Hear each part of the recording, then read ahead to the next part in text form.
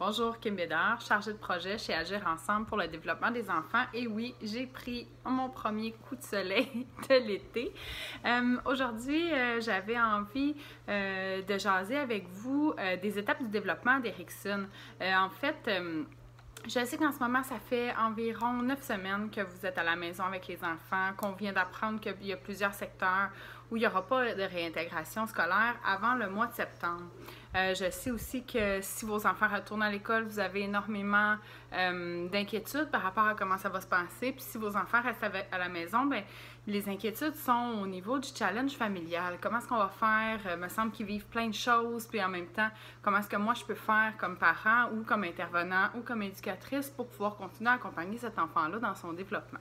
Alors, c'est la raison pour laquelle j'avais envie de vous parler des stades de développement d'Erikson parce que les enfants, dans certaines tranches d'âge, vont nous démontrer des comportements qui vont être répétitifs, puis des fois qui vont venir nous choquer ou qui vont venir nous ébranler par rapport à ce qu'on a envie de leur offrir. Donc, de comprendre les comportements que vivent les enfants par Erikson, ça nous amène un petit bon, puis un petit « Ah, OK, bien s'il fait ça, c'est parce qu'il est en train de développer telle chose ».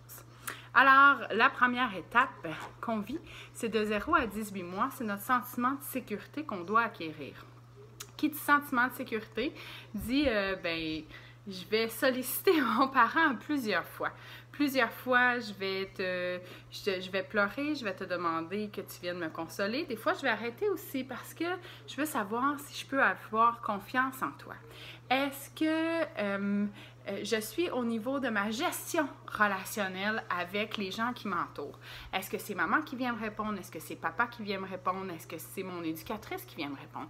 Qui sont là pour prendre soin de moi, pour que je puisse avoir confiance en le monde qui m'entoure? Donc, 0-18 mois, c'est un challenge où les enfants qui n'ont pas tout à fait développé toutes les capacités de nous parler, de communiquer avec nous oralement, vont le faire beaucoup par les pleurs, par l'agrippement, donc par les comportements attachement. Je vais te suivre dans la maison, je vais te regarder sans cesse, mais quand tu vas être là puis que je vais être complètement comblée, à ce moment-là, je vais te sourire puis ça va bien aller. Et tranquillement, on est en train d'emmagasiner chez l'enfant un sentiment de confiance. La deuxième étape qu'on vit entre 18 mois et 36 mois, c'est l'autonomie. Alors, 18 mois, mon sentiment de sécurité est soudain bien ancré à l'intérieur de moi et je vais développer mon autonomie. Je veux aller au bout des tâches. Non, moi toute seule. Moi, je suis capable. Mais l'enfant n'a pas développé la capacité de réfléchir nécessairement à ce qu'il a envie de faire. Donc, je vous donne un exemple. Tu veux déjeuner, on sort l'assiette bleue qu'on vient tout à fait. Soudain, on sort l'assiette rouge pour une autre personne. Puis là, non, mais moi, je veux l'assiette rouge. Je veux l'assiette rouge. Et mon autonomie me dit, dis-toi oui à toi. Alors, pour me dire oui à moi, si j'ai entre 18 mois et 38 mois, et je vais te dire non à toi, mon parent, à toi, mon éducatrice. Je vais te dire non souvent parce que je m'écoute, moi, au complet. Alors, à ce moment-là, c'est là qu'on a des grandes crises, un petit peu de bacon. L'enfant développe son côté verbal, mais il n'est pas encore en mesure de comprendre tout ce qu'il vit. Donc, à ce moment-là, c'est important d'identifier les émotions, de mettre un cadre aussi dans la bienveillance. Je comprends que tu aurais aimé l'assiette rouge, mais là, aujourd'hui, je t'ai donné l'assiette bleue. Et là, c'est là qu'il peut arriver l'événement où on va faire des faux choix. Ce matin, tu veux déjeuner dans l'assiette rouge ou dans l'assiette bleue? Alors, d'offrir des choix à l'enfant pour qu'il puisse comprendre qu'il est capable d'aller jusqu'au bout d'une pensée, qu'il est capable d'aller jusqu'au bout d'une tâche. Par contre, attention, je n'offre pas nécessairement la gamme de couleurs. J'offre ce que moi, comme parent, je me permets d'offrir. Qu'est-ce que moi, comme parent, c'est correct? Si on s'en va à l'extérieur, est-ce que tu veux mettre ta jupe rose ou ton collant bleu?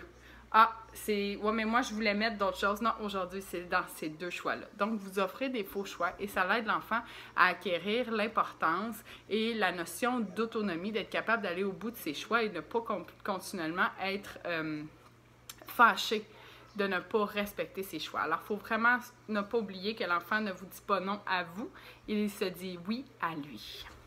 La troisième phase, un peu plus loin, on la vit autour de 36 mois à 60 mois et c'est la phase de l'initiative. Et là, dans mon initiative, qui dit initiative, je dis j'y ai pensé à l'avance. J'y ai pensé à l'avance, mais toi, mon parent qui me devine si bien depuis le début de ma vie, souvent je comprends pas pourquoi tu n'as pas compris ce que je voulais faire. Non, mais t'es pas dans ma tête. Alors là aussi, on va avoir des petites crises puis des petites confrontations. Qui dit que ça se peut aussi que votre enfant, un matin, décide de se faire une toast tout seul. Mais la notion de danger, il l'a pas. Alors, comment venir dire « Oh, ta minute, là, ah, mais je suis très content que tu aies fait le déjeuner. Mais viens, je vais t'apprendre c'est quoi les notions de danger. » Parce que ce qu'on ne veut pas faire, c'est qu'on ne veut pas venir brimer l'autonomie. Mais je comprends que des fois, dans des moments où l'enfant va vivre un danger, on va avoir à restreindre le cadre et à donner des consignes, puis parfois même des conséquences. Par contre, lorsque vous donnez une conséquence, allez voir l'enfant et discutez avec lui. C'est souvent la phase qu'on oublie le plus. Hein? Il y a la colère, on les met en conséquence, puis ensuite de ça, qu'est-ce qu'on peut faire? Tu sais, tantôt, là, je t'ai fâchée, tu as fait le déjeuner, le grille-pain, moi, je veux pas que tu touches à ça. Alors, la prochaine fois que tu veux faire des toasts, qu'est-ce qu'on peut faire? Est-ce que tu peux me le demander? Est-ce que je peux m'asseoir et est-ce que tu peux le faire? Et moi, je vais m'assurer que tu es en sécurité. Alors, on peut parler avec les enfants et c'est à ce moment-là, au retour avec les enfants, qu'on va venir emmagasiner énormément d'informations et que là, leur sens de l'initiative, lorsqu'il va être plus aiguisé, il va être aussi un petit peu plus sécuritaire.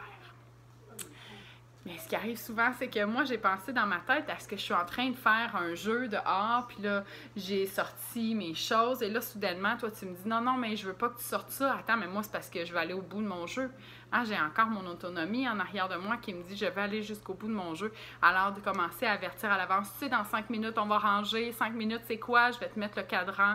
Il y a les minuteries sur le micro-ondes, sur les fours qui fonctionnent bien pour permettre à l'enfant de doser, de savoir c'est quoi un vrai 5 minutes. C'est quoi un vrai 2 minutes pour faire en sorte que, moi, je m'emballe, mais j'ai envie d'aller jusqu'au bout. La dernière phase qu'on va voir aujourd'hui, c'est au niveau des enfants de 5 à 13 ans où toute l'ardeur au travail va être mise à l'épreuve. Le sentiment de compétition. Moi, je suis qui au travers de ça? Je suis en reconnaissance de moi-même parmi ma classe, parmi le service de garde, parmi ma famille. Alors, j'ai besoin que quand je te dis « je suis bonne hein, là-dedans », eh bien, tu m'aides à reconnaître que c'est quoi mes talents en me décrivant. Ah oui, c'est vrai, tu as été bonne, hein? Tu as été capable de sauter sur un pied tout le long des cases de ton jeu. Alors, allez-y avec du descriptif, des choses qui vont décrire ce que l'enfant fait pour qu'il puisse prendre conscience de sa valeur, qu'il continue à aller ardemment dans le travail, dans les choses qu'il va faire et pour s'accomplir personnellement. Alors, j'espère que ça l'a mis en lumière des choses que vous voyez chez vos enfants. Je vous souhaite une belle journée. N'oubliez pas de vous mettre de la crème solaire, sinon vous allez prendre des coups de soleil. Salut!